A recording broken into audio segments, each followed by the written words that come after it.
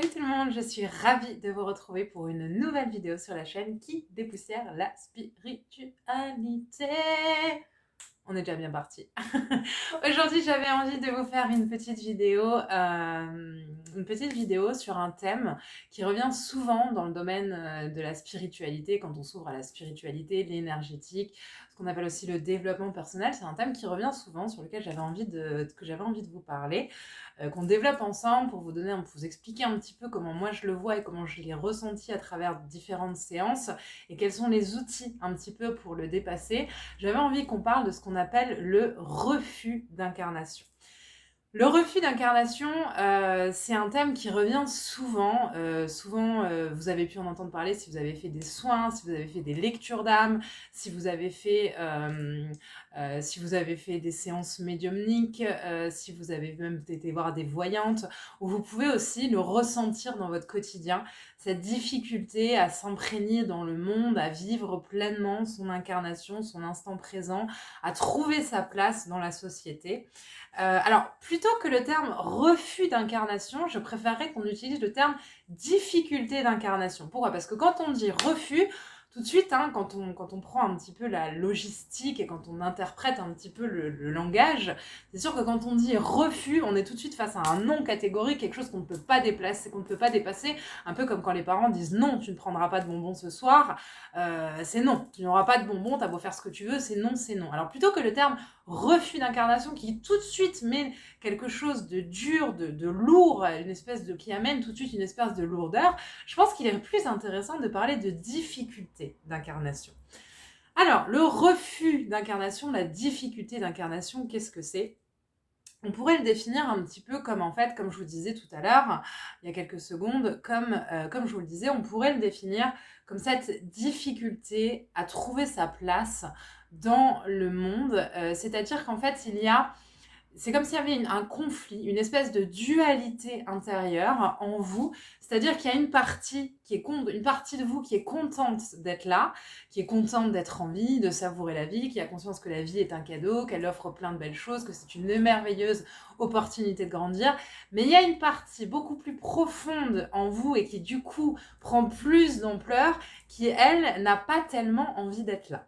Alors pourquoi est-ce qu'elle n'a pas tellement envie d'être là ? Souvent, c'est le refus d'incarnation, ça peut être une caractéristique de ce qu'on appelle les vieilles âmes. Les vieilles âmes, qu'est-ce que c'est ? Ce sont des âmes qui ont vécu un certain nombre d'incarnations. On n'est pas à 3, 4, 5, 10, 15 incarnations, on est plutôt à des dizaines et des dizaines d'incarnations. Et en gros, avant de se réincarner, les guides sont allés les chercher, ils ont dit « Ma cocotte, faut que tu te réincarnes », t'as mis le sac sur les épaules et t'as dit « Putain, faut retourner à l'école, fais chier, j'ai pas envie, il va y avoir les devoirs, je vais devoir rester assise à table, je vais devant mon bureau, je vais devoir réapprendre des choses et puis ça va être compliqué et machin ». En gros, c'est un petit peu ça. Ça peut être aussi le refus d'incarnation lié au fait que vous avez eu des incarnations qui étaient compliquées, des vies passées qui étaient compliquées, et que du coup vous avez cette peur vraiment ancrée à l'intérieur de vous de revivre ces mêmes schémas. Ça peut être aussi que votre âme sait que vous avez choisi dans cette vie de vivre des épreuves qui sont un petit peu compliquées, et du coup elle anticipe cette peur, et du coup elle anticipe ces événements à venir, mais que vous avez la capacité de dépasser, en disant putain merde, la vie c'est compliqué. Mais souvent le refus d'incarnation on plonge vraiment dans un thème qui est trop profond et en même temps très ambivalent, et un petit peu, j'espère que je vais bien vous l'expliquer, c'est ce sentiment de division. On a la sensation d'être divisé, c'est-à-dire qu'on a la sensation d'être coupé du grand tout, d'être coupé, comment est-ce qu'on pourrait le dire ? On pourrait le dire aussi d'être coupé de sa divinité, c'est-à-dire que entre différentes incarnations, l'âme remonte, elle est en contact de la divinité, des guides, des anges, elle se promène, elle est libre, elle fait l'expérience de la liberté totale, de la plénitude totale, de l'amour total. Et quand elle revient sur Terre, cette âme, elle a la sensation d'être coupée de tout ça. Et donc, elle a la sensation d'un vide, d'un manque. Elle a la sensation aussi que cette vie est creuse, que cette vie est vide de sens, qu'il manque quelque chose. C'est des choses sur lesquelles la personne a parfois du mal à mettre un mot. Mais c'est vraiment cette sensation, je suis coupée du divin, alors que c'est une erreur, c'est une fausse interprétation. Nous ne sommes pas coupés du divin parce que nous sommes incarnés. Au contraire, nous sommes là pour représenter le divin sur Terre. Et nous sommes une parcelle divine, nous avons une parcelle divine qui nous convient, qui nous appartient d'aller rencontrer pour ensuite l'expanser chacun à sa manière.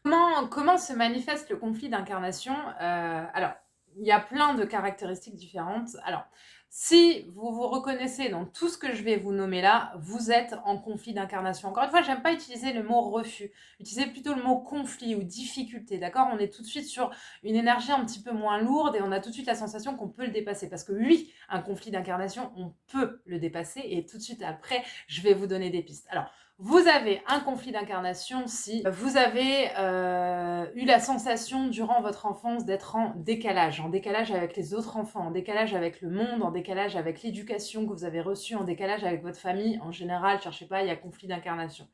Vous avez un conflit d'incarnation si vous avez tendance à prendre la fuite, à fuir des choses de votre quotidien. Alors ça peut être prendre la fuite par tout ce qui est souvent pour tout ce qui est toutes les personnes qui sont malheureusement touchées par le fléau de la drogue dans le sens addictif. Je vous parle de ceux qui vraiment plongent dans une consommation régulière de drogue. Souvent il y a un conflit d'incarnation, c'est-à-dire on essaye de prendre la fuite. Alors on va se droguer, on va boire, tout ça c'est des systèmes qu'on va mettre en place pour fuir la réalité, pour vraiment survoler la réalité, c'est-à-dire je survole, je ne m'ancre pas, je ne reste pas dans la réalité.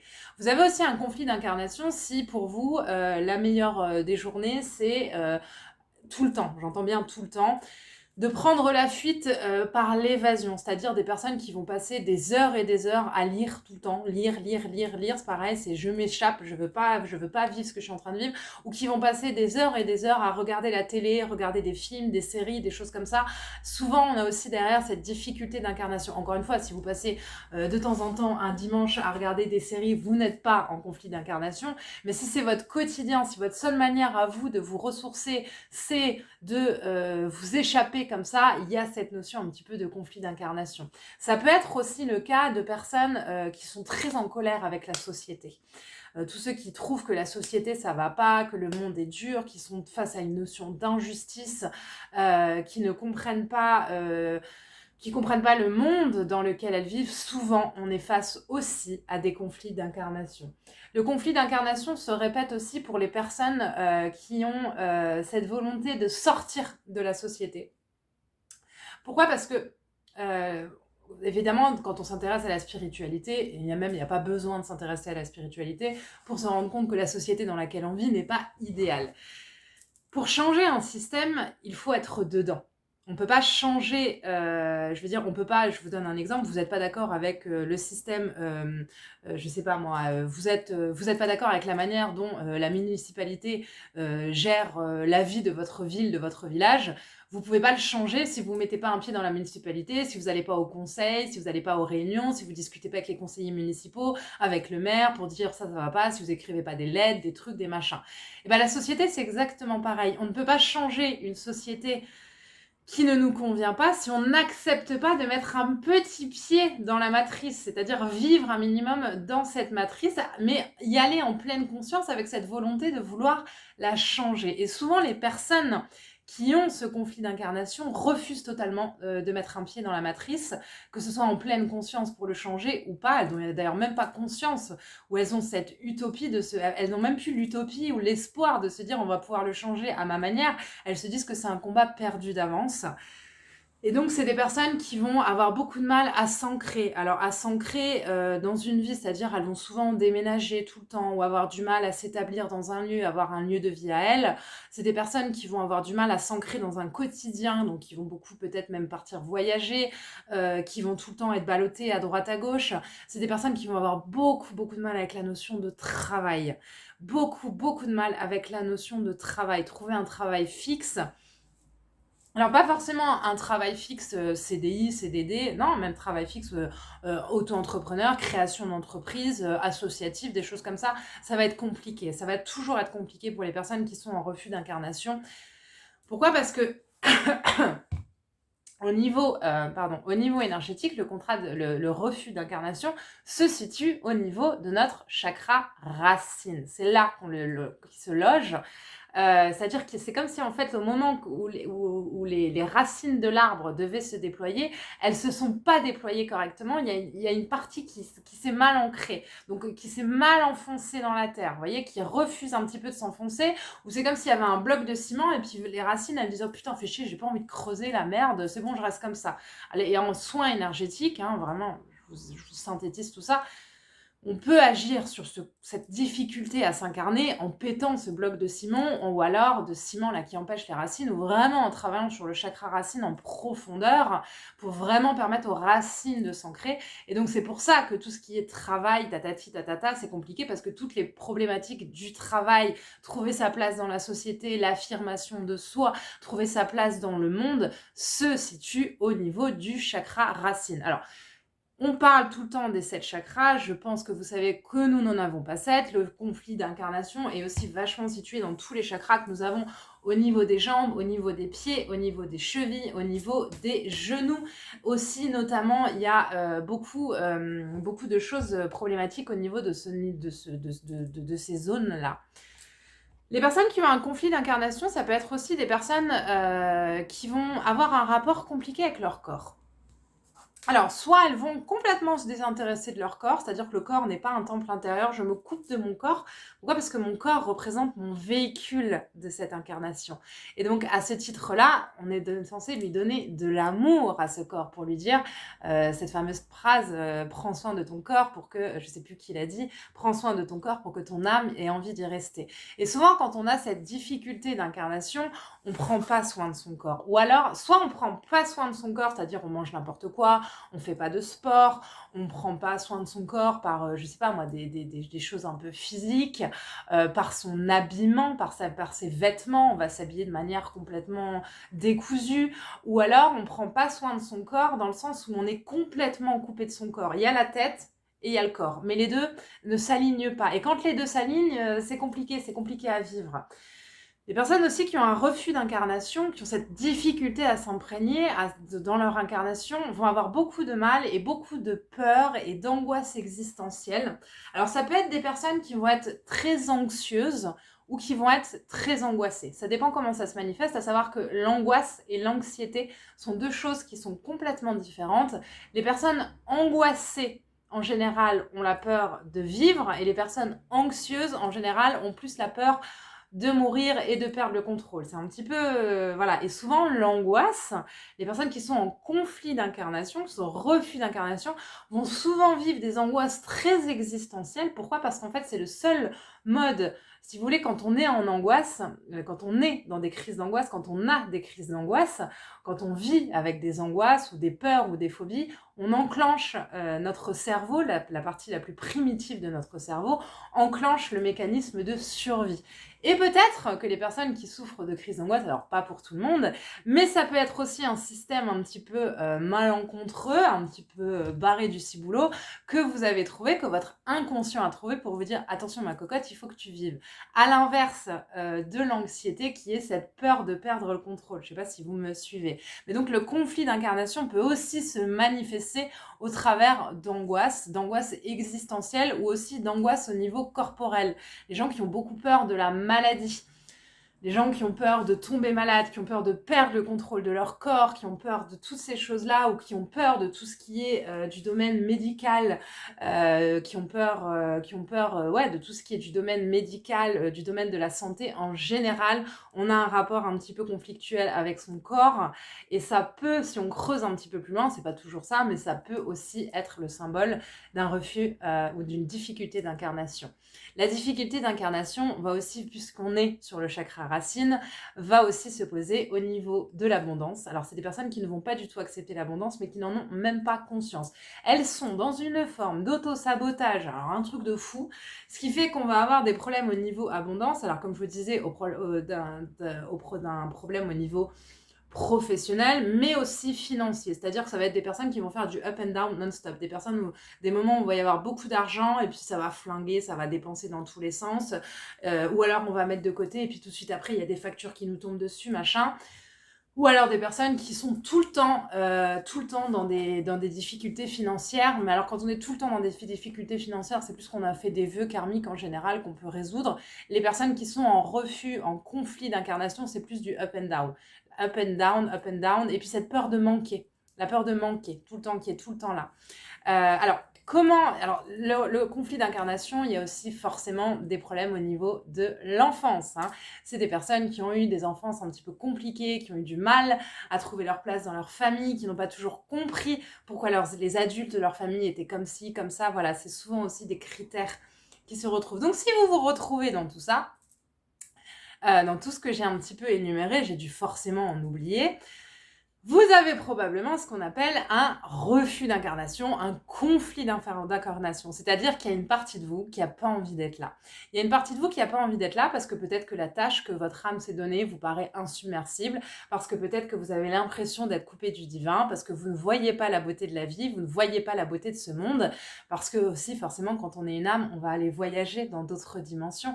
Donc, et c'est sûr que la planète Terre n'est pas forcément la planète la plus top pour s'incarner. Ça aussi, ça rentre en compte dans la notion de refus d'incarnation. La bonne nouvelle, c'est qu'il y a des solutions. La mauvaise, entre guillemets, c'est que comme tout, il faut le travailler.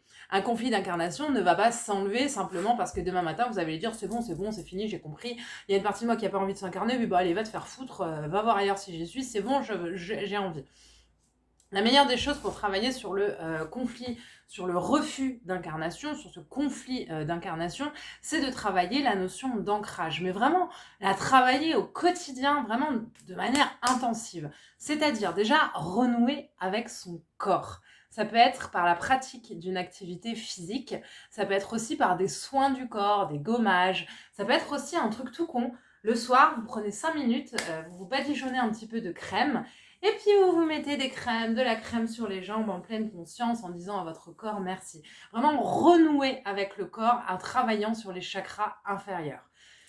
Ça peut être aussi, quand on a ce conflit d'incarnation, on est tout le temps soit dans le passé, soit dans le futur, mais le présent c'est quelque chose qui nous fait peur. Pourquoi ? Parce que dans le présent, tout est là. Et comme il y a cette peur de manquer, cette peur d'être là, non, les personnes qui sont en refus d'incarnation, en conflit d'incarnation, ont cette peur. Et donc, non, on sort du présent. Donc, on est tout le temps en train d'anticiper ou on est tout le temps... on est tout le temps dans le passé. Donc, vraiment travailler sa présence dans l'instant présent. C'est-à-dire, par exemple, vous pouvez essayer d'augmenter la vigilance de vos pensées et chaque fois que vous êtes en train de penser à demain ou à hier ou à après-demain ou dans 6 mois, non, je reviens dans l'instant présent. Ça peut être aussi faire un travail de pleine conscience sur ce que représente la vie pour vous. Qu'est-ce que c'est la vie pour vous ? Vous pouvez choisir de voir la vie comme une merveilleuse aventure, comme un jeu. On est sur une aire de jeu, on va expérimenter plein de choses et changer un petit peu votre regard sur la vie, enlever un petit peu ce côté obligation, ce côté dur. Ça peut être aussi travailler son regard sur le monde. La façon dont on voit le monde n'est que le reflet de la manière dont on voit son monde intérieur. Ça, c'est quelque chose à méditer. Et travailler son regard sur le monde. C'est-à-dire, moi, par exemple, je sais que mon conflit... Ce conflit d'incarnation que j'ai pu ressentir se manifeste beaucoup par le combat pour l'écologie. C'est-à-dire que j'ai tendance à m'énerver, à m'agacer quand je vois des gens qui vont au supermarché et qui vont prendre des sacs plastiques pour mettre leurs fruits. Ça m'agace, voilà. Et ça pouvait me mettre dans des colères folles, ça pouvait même me faire nourrir des inquiétudes. Et petit à petit, j'ai appris à renouer avec une autre partie de moi, celle qui a de l'espoir. Et celle qui, au lieu de focaliser sur non, la planète, ça va pas, c'est compliqué, personne ne fait des efforts, voit toutes les petites choses. C'est-à-dire, aujourd'hui, je vois que quand on va acheter des fruits, il est possible sur la machine de cliquer j'ai pas pris de sac, qu'il y a les petits sacs qui sont plus en plastique, qu'il y a plein de petites alternatives, les gens qui s'investissent pour vers les réserves naturelles, toutes les associations qui replantent des arbres, les commerces en ligne qui replantent des arbres, et puis tout ce que moi je mets en place dans mon quotidien, ces petits gestes que j'essaye de faire, même si évidemment je pourrais en faire plus, bien évidemment que je pourrais en faire plus, mais que déjà je fais et qui sont déjà très bien. En tout cas, le conflit d'incarnation, c'est quelque chose, ce n'est pas une fatalité en soi, c'est quelque chose sur lequel il est possible de travailler en changeant son regard sur la vie et en l'embrassant, en l'aimant pour ce qu'elle est et pour ce qu'elle a à nous offrir. Voilà un petit peu ce que j'avais à vous dire sur cette notion de conflit d'incarnation, de difficulté d'incarnation, ou ce qu'on appelle le refus d'incarnation. N'hésitez pas à me dire en commentaire ce que vous pensez un petit peu, si vous en avez déjà entendu parler, si vous vous êtes reconnu dans ce que je vous ai un petit peu énoncé, et si vous avez des conseils, des choses que vous avez mises en place dans votre quotidien ou dans votre quête de développement personnel, de plus de travail au quotidien, de plus de spiritualité, de travail sur soi, pour vous permettre de dépasser ce fameux conflit d'incarnation. J'espère que cette vidéo vous a plu. Je vous remercie comme toujours de m'avoir visionné, de m'avoir écouté. Je vous envoie une multitude de pensées lumineuses, bienveillantes et remplies d'amour. Et je vous dis à très très vite pour de prochaines vidéos. Mouah, bye bye.